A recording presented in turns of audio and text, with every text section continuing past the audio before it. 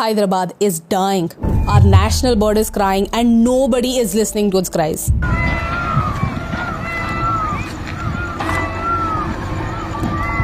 ये वीडियो देखने के बाद मुझे रोना आ गया। मुझसे पूरा वीडियो देखा भी नहीं गया। हैदराबाद यूनिवर्सिटी की 400 एकड़ की जमीन तेलंगाना गवर्नमेंट ऑक्शन करना चाहती है। वो उस एरिया को एक आईटी पार्क के लिए यूज करना चाहती है। मुझे पता है ये वीडियो हमारे बाकी वीडियोस जैसे बिल्कुल नहीं है, इसमें कोई मसाला नहीं है, तो 99% लोग इसे स्किप करेंगे। लेकिन अगर आप उन 1% में से हैं जिन्हें देश की परवाह है, और देश की ही क्यों पूरी दुनिया की परवाह है, तो इस वीडियो को एंड तक देखिए।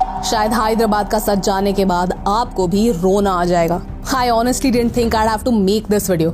As a person from Mumbai, मुझसे 400 एकड़ जमीन imagine भी नहीं होती. For all the people who keep claiming that the people of the South are educated, this doesn't look like education. This looks like corruption. Students, faculty, environmentalists पिछले कई दिनों से प्रोटेस्ट कर रहे हैं, लेकिन पुलिस बस इन प्रोटेस्टर्स को निकाल रही है ताकि बुलडोजर्स अपना काम कर सके। तेलंगाना सरकार कहती है कि इस एरिया में कोई मेजर एनिमल्स नहीं है, कोई टाइगर नहीं है, कोई डियर नहीं है। लेकिन I want to take this moment to inform the respected CM कि हैदराबाद यूनिवर्सिटी खुद कहती है कि वहाँ 700 से ज्यादा flowering plants, 10 species of mammals, 15 species of reptiles और 200 से ज्यादा बर्ड्स की स्पीशीज हैं। इनफैक्ट ये हमारे नेशनल बर्ड पीकॉक का एक हैबिटेट है। ऑपोजिशन मानती है कि पिछले हफ्ते लॉन्ग वीकेंड था। रमजान, ईद, गुड़ी पाड़वा, इन सारे फेस्टिवल्स की वजह से कोर्ट्स 4 दिन के लिए बंद थे और इसी समय तेलंगाना गवर्नमेंट ने एक घातक कांड करने का सोचा। तेलंगाना की सरकार ने इस इशू पर कई यू टर्न्स लिए हैं। पहले उन्होंने कहा कि यहाँ पर कोई वाटर बॉडी नहीं है। फिर जब वाटर बॉडीज की फोटोज सामने आए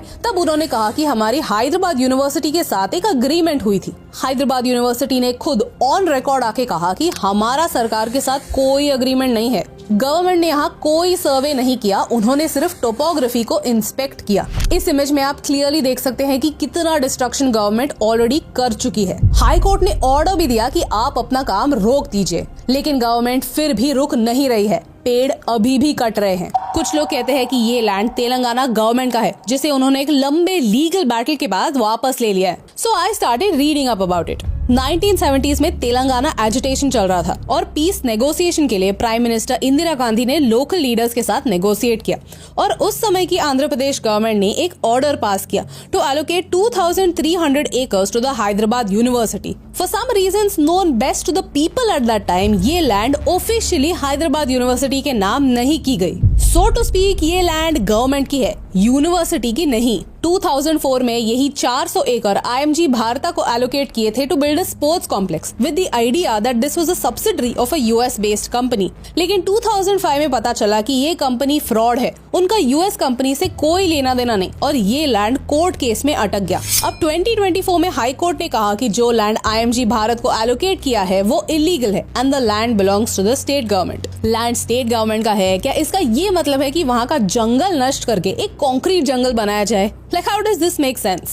I just cannot understand कि हमारे देश के पॉलिटिशियंस और बाबू लोग कितने बिके हुए हैं। उन्हें भारत के शहरों को यूरोप के शहरों जैसे बनाना है, लेकिन उन्हें यूरोप की सिर्फ ग्लास बिल्डिंग्स ही दिखती हैं, which are an absolute misfit for a hot country like India। उन्हें वहाँ की अच्छी सड़कें, proper footpaths, greenery, parks, national parks, ये सारी चीजें कभी नहीं दिखती। ये सिलेक्टिव ब्लाइंडनेस क्यों? भारत दुनिया के टॉप 5 देशों में है which is vulnerable to climate change. हमारे यहाँ हर साल हीट वेव आता है, हर मानसून में शहर फ्लड हो जाते हैं। क्या पॉलिटिशियंस को इनसे कोई फर्क नहीं पड़ता? क्या सारे लोग अंधे हैं और उन्हें वोट देने वाले भी उतने ही अंधे कि उन्हें कुछ नहीं दिखता? क्या उनके सारे लोग एग्जेम्प्ट है या उनके पास कोई स्पेशल कवर है कि वो इन सारे प्रॉब्लम से प्रोटेक्टेड रहेंगे? अगर ऐसा कोई कवर है तो भाई हमें भी दे दो।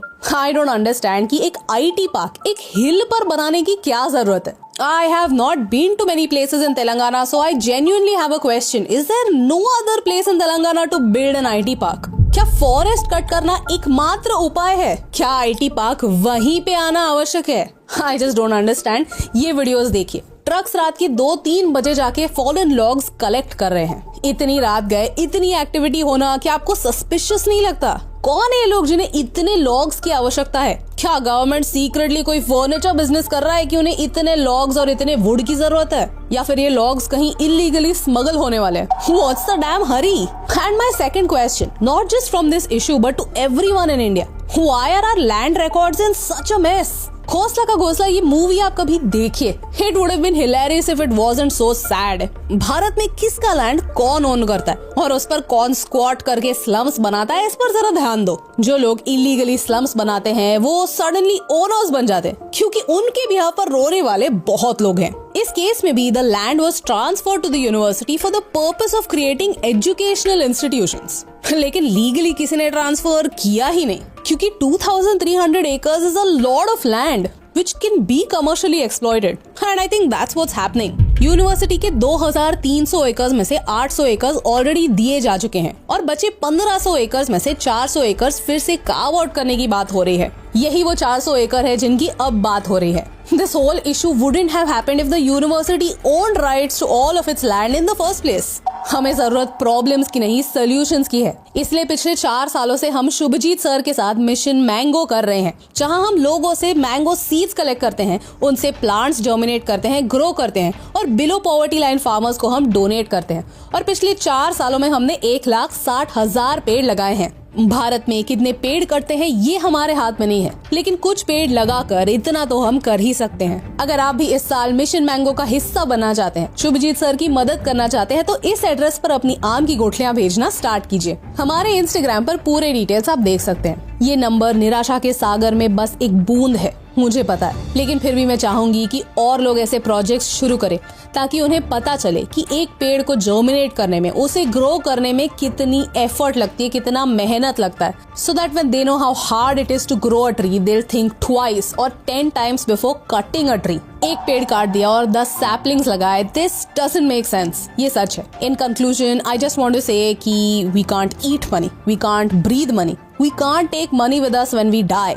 ये हम कब समझेंगे? हर एक डिसीजन को सिर्फ और सिर्फ मॉनेटरी पर्सपेक्टिव से ही देखा जाता है और इसीलिए शायद हमारे शहर आज इतने ब्रोकन हैं, क्योंकि सारे पॉलिटिशियंस और बाबू लोगों को लगता है कि फॉरेस्ट अपने आप बन जाएंगे, हवा अपने आप साफ हो जाएगी और पानी के बारे में तो ना ही बोले तो अच्छा है। द बिगेस्ट इशू इज सबको सिर्फ और सिर्फ पैसा बनाना है विदाउट रियलाइजिंग कि हम ह्यूमंस कुछ नहीं है। जब नेचर अपना गुस्सा दिखाती है तब कोई नहीं बचता, चाहे वो फ्लड्स हो, ड्रॉट्स हो, हीट वेव हो, अर्थक्वेक हो। हम नेचर के सामने कुछ नहीं है, नेचर के सामने हमारी कोई औकात नहीं है। हमें ये समझना ही होगा कि ये दुनिया सिर्फ हमारी ही नहीं है, सारे प्राणी पक्षियों का भी घर है। जो इंसान इनकी चीखें नहीं सुन सकता, इनके आंसू नहीं देख सकता, वो इंसान नहीं है। पिछली जनरेशन से होप करके कोई फायदा नहीं है। ग्रीड ने उनकी आंखों पर पट्टी बांधी है, जिससे हमारा कल आने वाला विनाश वो आज नहीं देख सकते। अगर भारत को कोई होप है तो वो हमारी अगली जनरेशन से है, जो मैच्योरिटी से समझ पाए कि वसुधैव कुटुंबकम का असली मीनिंग क्या है। मुझे पता है कि 99% लोग इस वीडियो को एंड तक नहीं देखेंगे और जो देखेंगे वो शायद समझ नहीं पाएंगे, लेकिन अगर आप उस 1% में से हैं जो दुनिया का दर्द समझ सकते हैं तो इस वीडियो को शेयर कीजिए। इसे अपने दोस्तों और फैमिली के साथ शेयर कीजिए। Tag your favourite celebrities, influencers, leaders, क्योंकि एक के करने से क्या फर्क पड़ता है, लेकिन एक के करने से बहुत फर्क पड़ता है और इन दोनों लाइंस में सिर्फ एक का फर्क है, and that's the reason why फर्क पड़ता है।